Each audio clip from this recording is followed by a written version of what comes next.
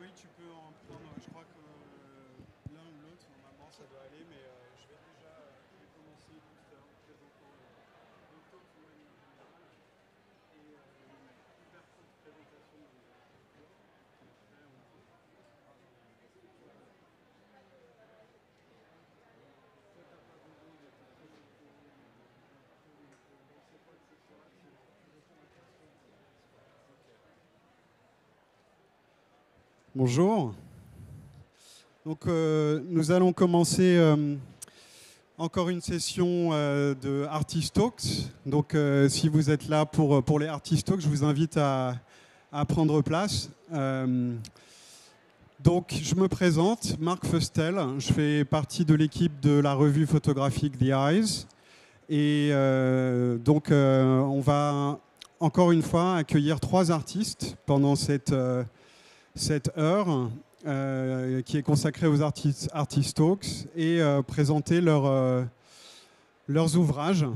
Donc, on va d'abord accueillir Mam Nyang qui va présenter son projet The Citadel. Ensuite, on va accueillir John Tonks qui va présenter The Man Who Would Be King. Et enfin, à 15h30, on va accueillir Terry Weifenbach qui va présenter son livre Cloud Physics. Donc, le premier de ces talks va être en français. Et ensuite, pour les 2 autres talks, on va basculer sur l'anglais. Donc, for those of you that don't speak French, just so you know, the first talk in this hour session is going to be in French, and then we'll be shifting into English for the second and third talk.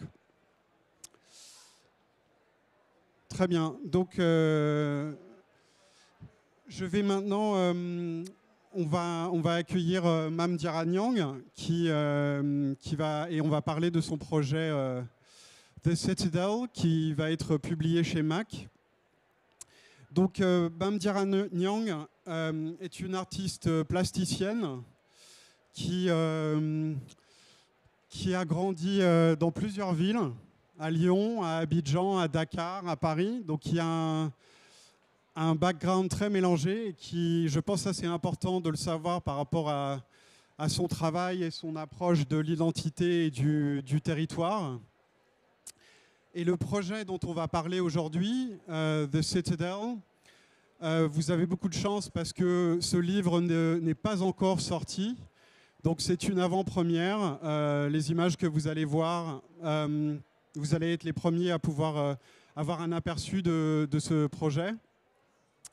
Et c'est un projet donc qui s'intitule The Citadel, mais qui comprend 3 volets différents dont on va parler maintenant et qui va sortir dans les prochains mois chez Mac. Aussi, le travail de Mam Nyang est aussi présenté par la galerie Stevenson au stand A16. Donc 2 autres séries plus récentes, mais que vous pouvez découvrir sur leur stand par la suite. Donc, pour commencer, avant vraiment de rentrer dans le livre lui-même, dans l'objet, dans ces 3 volets différents, je voulais tout d'abord te demander juste de nous parler de cette notion que tu évoques par rapport à ton travail, qui est celle de la plasticité du territoire, que je trouve très intéressante, et je voudrais que tu expliques un petit peu ce que tu entends par là, ce que ça signifie pour toi et pour ton approche artistique. Bonjour. En étant une personne métisse, racisée, ayant beaucoup bougé durant mon enfance, je me suis souvent trouvée bloquée dans cette notion d'identité. Moi, je ne pense pas en termes d'identité, je pense en termes de territoire. Je pense que chaque individu est un territoire, fait de mémoire, fait d'oubli, fait de plein de choses qui sont visibles et invisibles, et qu'il est important en fait de convoquer en fait dans ce qui est le soi, et que l'être est un endroit que l'on découvre qui est fait de plusieurs parties que l'on pourrait qu'on pourrait visiter et même ne plus revisiter, qu'on pourrait redécouvrir. Moi, j'ai découvert beaucoup de choses en moi. Je sais qu'elles étaient là, mais je ne les avais pas encore découvertes. Il m'a fallu du temps. Et donc, du coup, la plasticité du territoire, elle me permet en fait d'être ce que l'on veut, de toujours réinventer, de commissarier en fait finalement sa mémoire et son oubli, et de toujours l'interroger et de jamais s'ancrer dans quelque chose qui nous rendrait immobile et qui me permettrait en fait de ne plus être, quoi. Voilà. D'accord. Et donc là, on a les images qui commencent à défiler, qui sont issues des 3 volets du livre. Et je pense qu'à travers ce projet-là, on voit un petit peu la mise en pratique de cette notion que tu évoques de plasticité du territoire. Tout d'abord, ici, on a les 3 couvertures des 3 volets du livre. Le premier volet, Sahel gris, ce sont les images qu'on voit ici. Et je voulais tout simplement savoir un petit peu ce qui a donné lieu tout d'abord à ce projet-là, ce qui t'a motivé à aller à Dakar et à faire ces images. J'ai perdu mon père il y a maintenant pas mal de temps, mais cette perte en fait m'a beaucoup fait cheminer. Et c'était lors d'un voyage en fait où je m'occupais c'est pas l'héritage, mais du patrimoine. Du patrimoine en fait. Et je me suis soudain retrouvée sur ces territoires sans lui. Et en me rendant compte en fait que c'est ce qui m'avait laissé et que c'était l'endroit, un endroit qui ne connaîtrait plus, qui était à moi et que je ne savais pas quoi faire.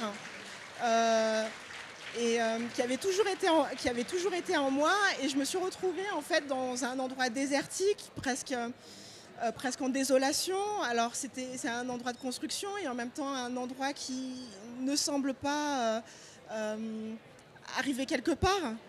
Et c'était complètement ce que j'ai ressenti, et je me suis retrouvée justement sur ce terrain de Sahel gris, aéré pendant des longues heures, à errer et à prendre des photos et à me rendre compte en fait que ce que je voyais, c'était moi. Jusqu'à évoluer jusqu'à un mur pour aller arriver à The Wall. Voilà. D'accord. Et ce qu'on découvre dans cette série, et à travers tout le projet d'ailleurs, il y a vraiment cette omniprésence du béton, de cette matière. On peut penser ça de manière un peu anodine dans un environnement urbain, mais je suis intéressé de ce que cette matière signifie, de son rapport au territoire, et comment aussi toi, ton rapport avec ce béton-là omniprésent qu'on voit. Moi, ce qui m'a marqué le plus lorsque j'étais là-bas, après moi j'ai grandi une partie de mon enfance aussi là-bas, mais ce qui m'a toujours marqué, c'est que les briques sont construites sur place. Et il y a comme je ne saurais pas le dire, le mot, une permanence de la terre en fait, où il s'agit toujours du territoire qui change. C'est le sable qu'on utilise pour faire des briques et qui redevient des immeubles et qui change en fait et qui devient de la poussière. Et ça m'a fait beaucoup plus penser en fait à ces cycles de vie et de mort en fait qu'on expérimente et voilà que j'étais en train de traverser. D'accord. Ouais.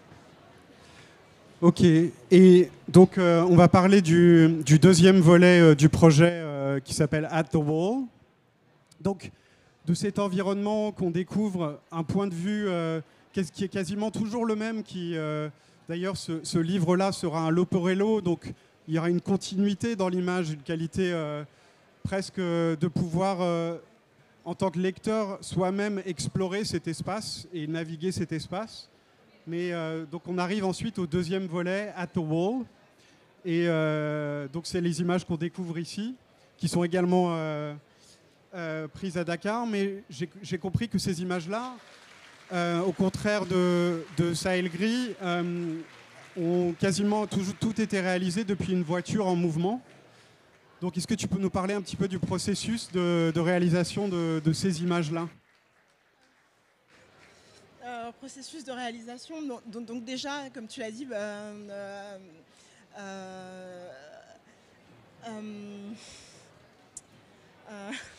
pourquoi ce choix de mouvement d'être dans une voiture? Moi, ça m'a fait tout de suite penser à une certaine distanciation du paysage. Il y a toujours une distance, de toute manière, mais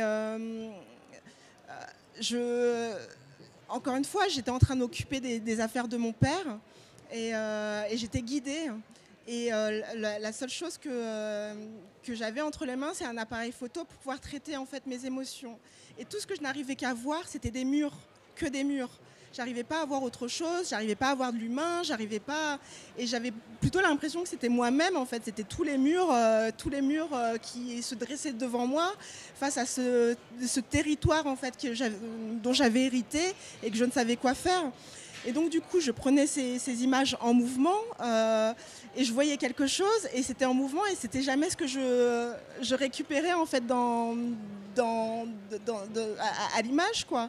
Il y a comme une surprise de l'image manquante. Il y a comme quelque chose qui m'accueillit à ce moment-là et qui m'a permis en fait de cheminer en fait dans ce deuil, dans ce territoire. Et donc, pour évoquer le troisième volet du projet, qui s'intitule Metropolis, on peut dire d'une certaine manière qu'on passe au-delà de ce mur et qu'on rentre dans ce Metropolis. Au centre de la citadelle. Au centre de la citadelle, donc, qui donne son nom au projet dans son ensemble. Alors, je voulais quand même souligner le fait que ces images-là, elles ne sont plus faites au Sénégal, mais elles sont faites à Johannesburg. Et j'ai trouvé ça très intéressant la première fois que j'ai appris ça. Et je voulais savoir un petit peu...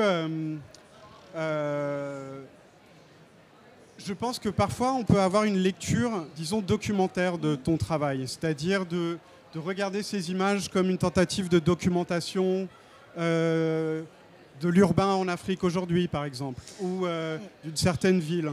Et je pense en rassemblant ces différents éléments, on se rend compte que ce n'est pas du tout le propos qui est voulu, que tu te détaches vraiment de cette approche documentaire-là. Oui, déjà, c'est pas la même chose. C'est vrai que quand on regarde comme ça, une image après image, on pourrait penser que c'est de la documentation, mais dans mon approche, il y a un jeu. Il y a toujours un jeu. Il y a un jeu dans le titre. Il y a des textes qui sont cachés dans les titres des images. Mais surtout, en fait, chaque série est un puzzle dans lequel qu'il faut recomposer. Tu l'as dit, Sahel Gris, c'est un Loporello, c'est une séquence cinématographique en fait, c'est un travelling que l'on compose et décompose. Et lorsque j'ai une exposition où ça change tout le temps, en fait, on peut toujours changer le chemin. C'est la même chose pour At the Wall. Le mur de la citadelle, en fait, est toujours composé, recomposé. Et donc, en fait, il ne s'agit pas de Dakar. Il s'agit de la citadelle. C'est quelque chose que l'on compose. Si ça avait été qu'une seule image, on aurait dit oui, c'est Dakar, c'est de la documentation de Dakar. Mais la proposition est de chercher et retrouver un autre territoire à l'intérieur d'un territoire.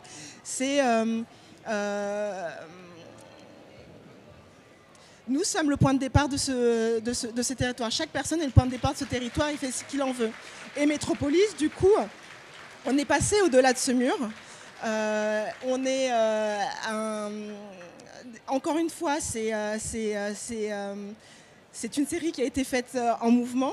Et ce qui me permet en même temps d'être dans l'abstraction en fait, du paysage.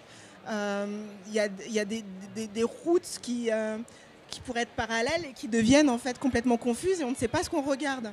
Et pour moi, c'est assez intéressant de penser le territoire comme quelque chose de plastique, comme quelque chose dont on pourrait faire ce que l'on veut. Ouais.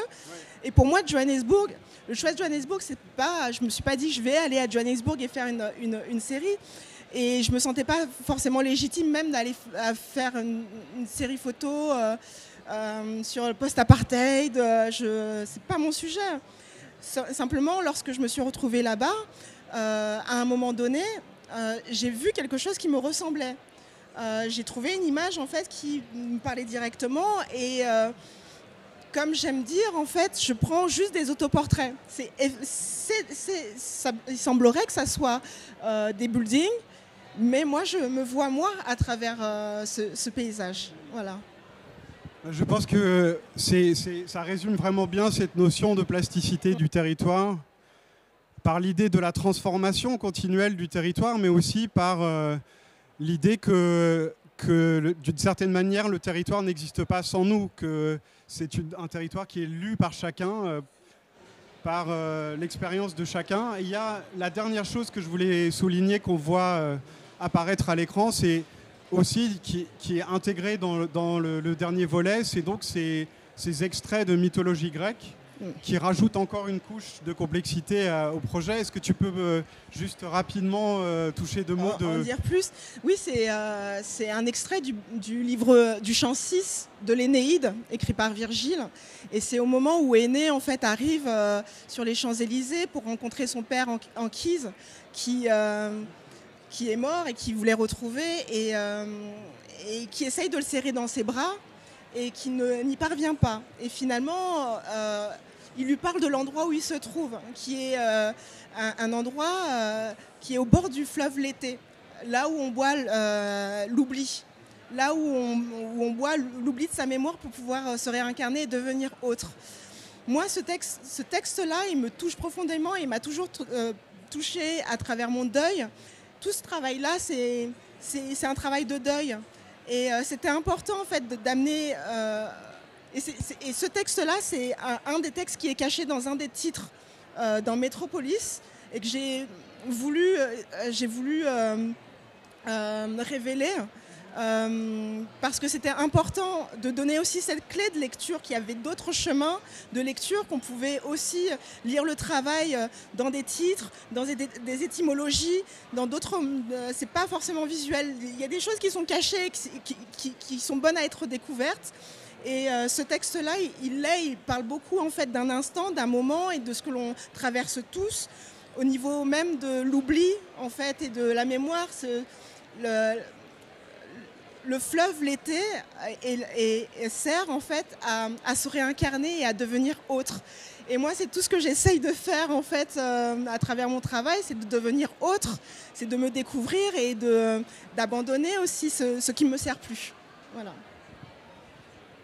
Merci beaucoup, Mme Diarra-Niang, d'avoir partagé tout ça avec nous en exclusivité et d'avoir commencé à dévoiler quelques-uns de ces puzzles qu'on pourra découvrir dans les mois à venir chez MAC. Merci. Donc merci beaucoup à toi. Merci.